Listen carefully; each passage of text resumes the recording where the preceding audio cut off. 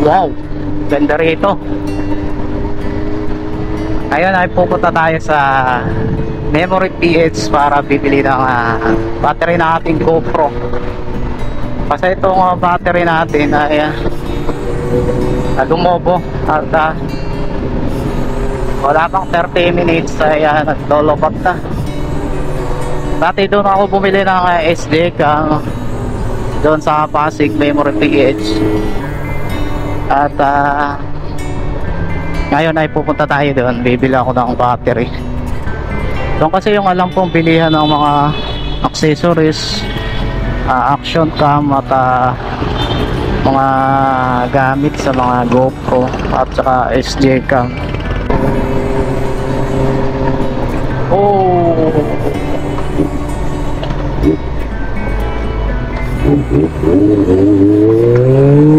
ganda rito. Noong nakaraang video pala natin ay nabanggit ko tong gauge ko na hindi umaangat. Ngayon okay na, inayos ko at umaangat na yung gauge natin. Lagyan ko din ng colorings dito, shrinkable tube, para pag madilim kita natin yung temp gauge at saka yung RPM natin. Kasi pag pure black hindi natin pansin. So okay na. Dito pala tayo sa Taguig na. Napakaganda. Sa dulo na ito papuntang Pasig, Materos. Dati 2018 hindi ito tapos. Ngayon okay na, ang ganda na ng kalsada dito. 3 lane.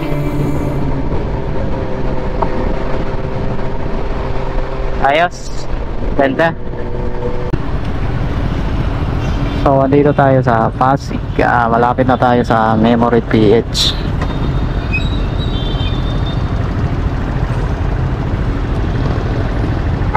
Pasig City Museum. Hanap lang ako ng ma-withdrawhan. 600 meters na lang tayo at makakarating na tayo dun sa Memory PH. Sana hindi sarado. Anong oras na? 5:38. Buti di ako dumaan dito sa taas. Doon ako lagi naliligaw. 400 meters na lang.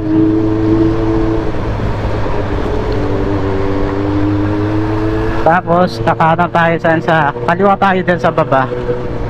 Dito pala tayo pakanan. Kaliwa pala. Tapos 160 meters nasa kanan. Kanina maaga akong kumaliwa kaya tuloy tayo. Napalayo ng 2.7 kilometers. Dito pala yun.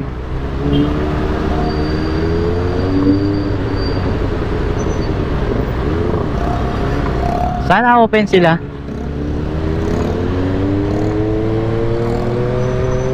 Oo, maalala ko na, bandang kanan dito.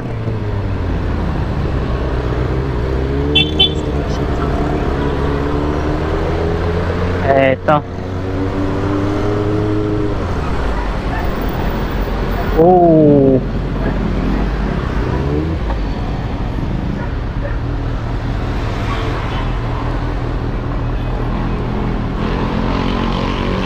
Park ko lang ng Memory PH.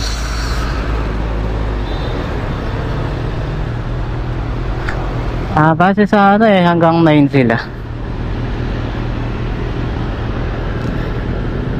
Bili tayo ng battery at by January sisimula na yung adventure ride natin. GoPro, SJCam, Telesins, and this Purple Panda Boya. Dami.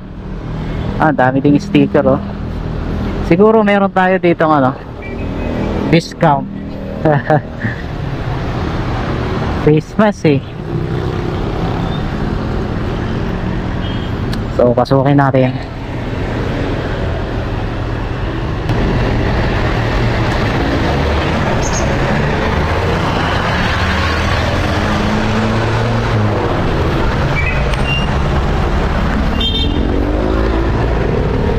Open. Paano i-open to? Ay, naka-open pala. Hi ma'am. May battery kayo pang GoPro 7? Anong GoPro 7 mo, Sir Black? White. Yung ano, para ito. Yung sun... Ang tawag dito? Basta white. Removable yung battery niya, sir? Ha? Removable? Opo. I-try natin, no?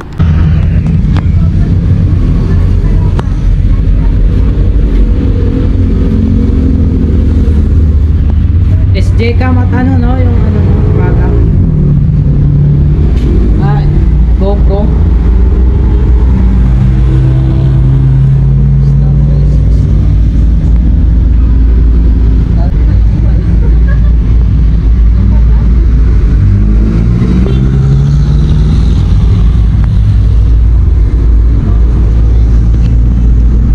So nakuha na natin yung iPhone.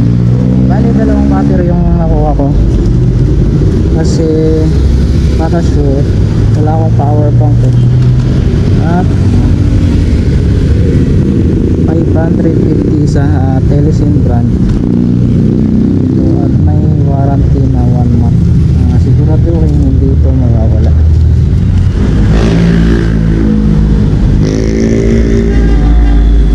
Dito.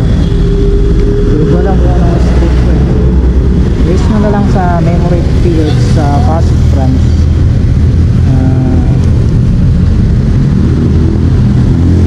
Anong C5 ba to? C5 na yan eh.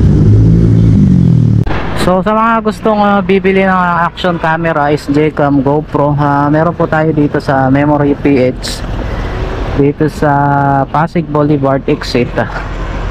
Search na po sa Google at tuturo kayo dito. Ang kinuha ko dito Telesin, dalawang battery kasi kailangan ko ng battery kasi by January mag-ano na tayo, adventure ride na tayo.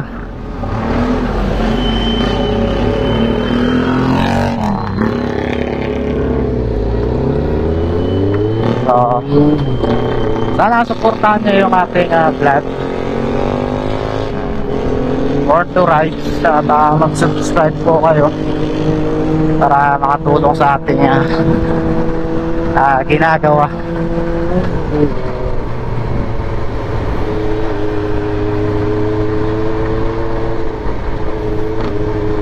Sana by January tuloy-tuloy na tayo at matutukan na natin ang adventure ride. Hilig din kasi natin yung mamasyal sa mga tourist spot na magaganda, lalo na sa mga malalapit dito sa NCR, dito sa Rizal at saka Batangas, Tagaytay at saka Cavite. Ayun yung target natin.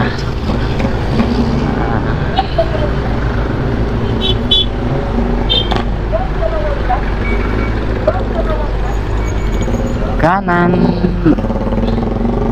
Saan ka kanan dito? Doon sa baba pa.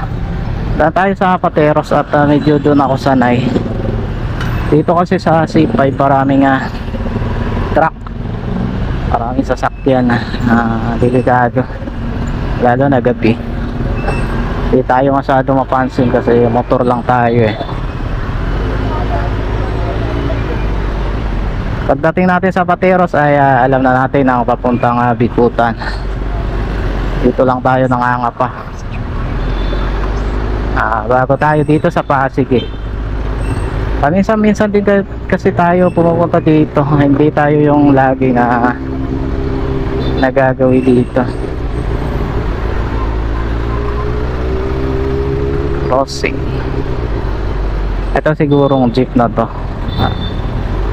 Ito yung guide natin ng mga jeep. Papunta siguro ng Pateros mga to. Itza pala sila.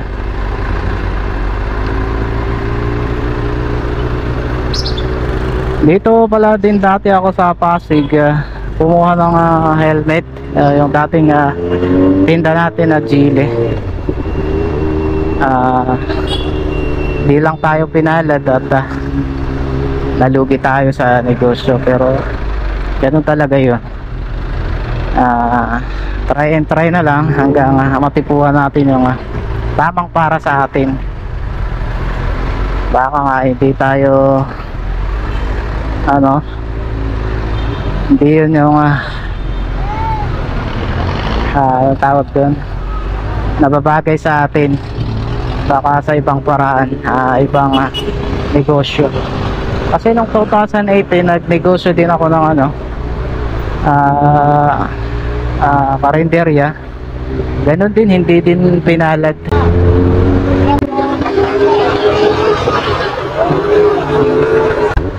Bomba daw.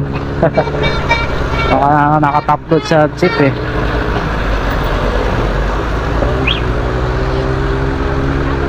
Ubos talaga gas natin pag may mga nagpapabomba. Pinapambigyan natin kasi masakit sa pakiramdam kung hindi ka napagbigyan. At na-experience natin yun kasi nung wala pa tayong big bike ay talagang napapatingin tayo sa mga dumadaan, lalo na sa mga naka big bike, naka inline 4.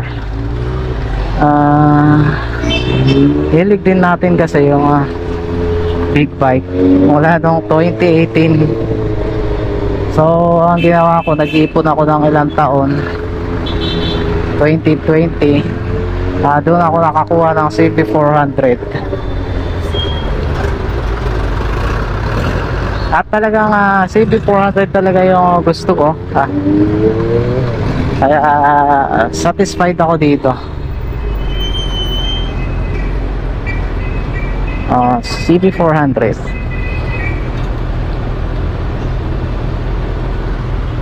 Doon tayo sa ano ba to?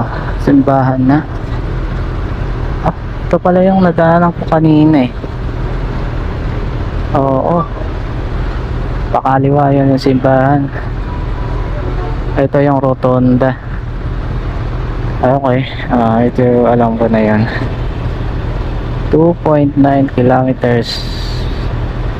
Mararating na natin ang Pateros. Sana suportahan nyo yung ating vlog. More to rides. At mag-subscribe po kayo para makatulong sa ating ginagawa.